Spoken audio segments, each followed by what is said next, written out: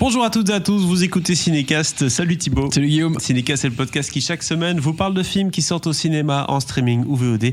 Aujourd'hui, on va vous parler du film La Pièce rapportée de Antonin Perecciacco. Film avec Anaïs Demoustier, Philippe Catherine, Josiane Balasco, William Levguil. Un beau petit casting français qui sent bon la comédie en tout cas. Ah, ça sent très bon la comédie. Ça sent très bon la comédie, un peu loufoque, je pense. Toujours avec Antonin, toujours. Oui, et puis mon Philippe Catherine en général, surtout dans des premiers rôles, il aime bien se faire plaisir et nous faire plaisir. Film qui sort du coup ce mercredi 1er décembre en Belgique comme en France. De quoi parle ce film ? Ça parle de Paul Château-Tétart, s'il vous plaît bien, qui est Philippe Catherine, du coup 45 ans. Un nom qui sent bon la naphtaline quand même. Hein. Oui, voilà, en tout cas quelqu'un qui a été éduqué à la cuillère en argent, c'est sûr, 16e arrondissement de Paris, s'il vous plaît, qui prend le métro pour la toute première fois de sa vie et qui tombe amoureux de la guichetière du métro, qui est jouée par... C'est qui a pris le métro pour la première fois de sa vie, là, il y a pas longtemps ? Je sais plus quelle personnalité. Ouais, j'ai vu ça il y a quelques semaines ou quelques mois. Je sais plus quelle personnalité. Elle a dit qu'elle rêvait de prendre le métro. Tu vois, genre elle a jamais pris le métro de sa vie.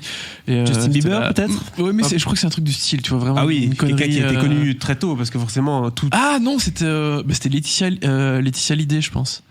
Elle avait jamais pris le métro de sa vie. Wow, c'est dans Voici que t'as lu ça Non, je sais plus, mais écoute, voilà, parfois je tombe sur des informations qui n'ont aucun intérêt. Sauf aujourd'hui. D'intérêt général. Elle a de l'intérêt. Paul Château-Tétart, du coup, 45 ans, qui prend le métro pour la première fois, il tombe amoureux de la guichetière qui s'appelle Ava, qui est jouée par Anaïs Demoustier. Ils vont se marier, mais ce mariage n'est pas trop au goût de la maman. Hein. La maman de l'histoire, c'est Adélaïde, qui est jouée par Josiane Balasco, la reine-mère qui a vraiment l'emprise sur toute la famille. Oui, alors c'est le surnom que le personnage d'Anaïs Demoustier lui donne, hein, la reine-mère. C'est pas son vrai nom. Mais bon, elle a quand même une emprise sur son gamin, qui est grand, et elle veut surtout un héritier, elle veut un enfant, un garçon, hein. On sait bien dans ces familles-là. Mais le bébé tarde à venir, et là il va commencer à avoir une guerre. Tiens, pourquoi est-ce qu'il n'y a pas de bébé ? Qu'est-ce qui se passe ? T'aimes pas mon fils ? Est-ce que tu couches avec quelqu'un d'autre ? Bref, je propose qu'on se regarde un extrait de la bande-annonce. Comment je fais pour prendre l'avion ? Je vais à Antibes. Ah, vous n'avez pas pris souvent le métro dans votre vie, vous ? Oui, c'est la première fois. Mais qu'est-ce qu'il fabrique ? Il a peut-être rencontré une fille du quartier. Et pourquoi pas la reine d'Angleterre ? Vous aimez le romantisme ? J'avoue que je me suis jamais posé la question. Vous vivez avec votre mère ? Maman a souvent besoin d'aide, elle est en chaise roulante. Au fait, je m'appelle Ava. Et je m'appelle Paul. Je voudrais me marier avec vous. Ah, bonne idée. Faites-vous bien tout ce qu'il faut pour avoir un enfant. Maman, ce ne sont pas des choses qui se demandent à table. J'ai peut-être mon avis à donner ? Non, vous l'avez pas. Quelqu'un en Rolls se marie avec quelqu'un du métro. À ton avis, qui y gagne ? Bah tout le monde. Voilà, en tout cas, c'était l'extrait de la bande-annonce de ce film un petit peu brut. T'as un peu coupé Philippe, là. Écoute, il y a eu la blague de Philippe, et puis c'est bon. Philippe. Ouais. Merci beaucoup, Philippe. La pièce rapportée, du coup, ça a l'air complètement barré. Déjà, visuellement, le côté vraiment, c'est presque une France... rêver, enfin ce truc du 16e arrondissement, rassure-moi, c'est pas comme ça Paris, toi qui y vas souvent. Non, pas là-bas, j'espère. Non, enfin non, c'est pas comme ça. Hein. D'accord. Non, mais c'est vrai que c'est filmé de façon un peu fantasmée. T'as l'impression que c'est limite un étranger qui filme Paris comme si c'était le cliché, le cliché de la France, quoi. Emily in Paris, saison 3. Écoute, je ne sais pas, je n'ai pas vu cette série. Tu as entendu parler quand même. Oui, bien sûr. Enfin, voilà. Bref, en tout cas, la version un peu fantasmée, cartoonesque presque de Paris. Ah oui, complètement. Des décors papier carton pâte, c'est ça. Pas ici, hein, visiblement. Non, pas spécialement, mais oui, c'est un peu une espèce de France idéalisée, fantasmée comme ça, avec et qui s'en moque, hein, évidemment beaucoup. Oui. Avec ces grands bâtiments haussmanniens. Ces vieux métros. Tu regardes la maison où ils vivent, voilà, t'as déjà tout compris. Oui, le métro qui a un côté aussi un peu normal, mais en fait, c'est pas forcément tant les décors, c'est la façon de les filmer aussi, tu vois.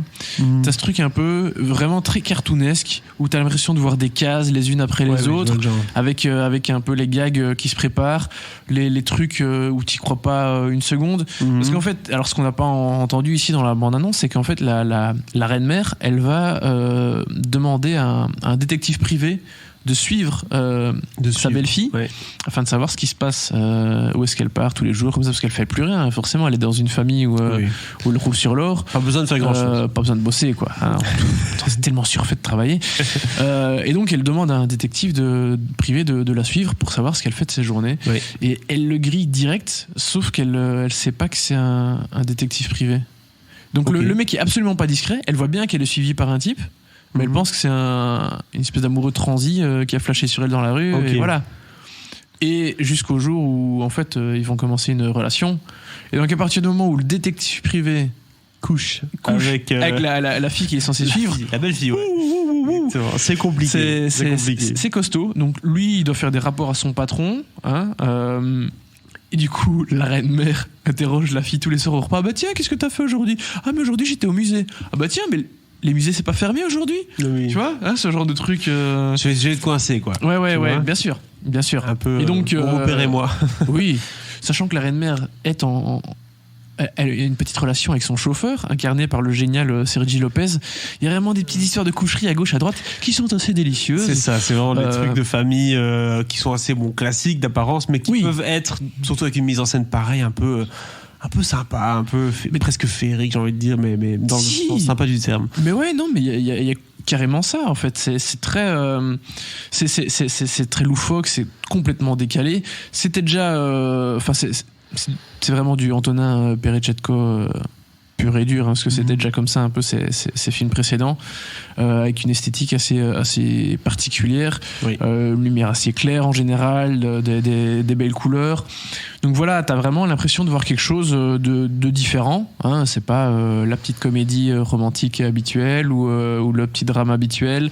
Il y a vraiment quelque chose de... Enfin voilà, Perechetko, il a trouvé son créneau, il a trouvé son style, il a sa mise en scène, et tu peux pas confondre ses films avec d'autres, parce que voilà, il propose quelque chose d'assez original. Il va à fond dans l'atypique, ça c'est sûr, et il a choisi un casting atypique aussi, puisque Philippe Catherine, Josem Balasco, c'est déjà un beau petit duo sympathique. Anaïs de Moustier qui monte bien, William Lebguil aussi qui monte pas mal.